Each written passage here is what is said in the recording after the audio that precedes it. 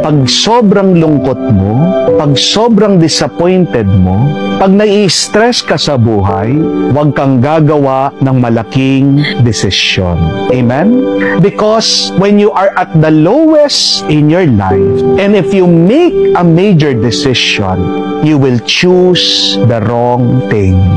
Halimbawa, pag gutom ka, huwag kang mamimili magro-grocery.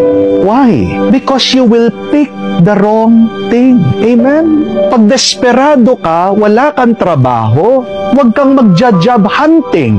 Amen?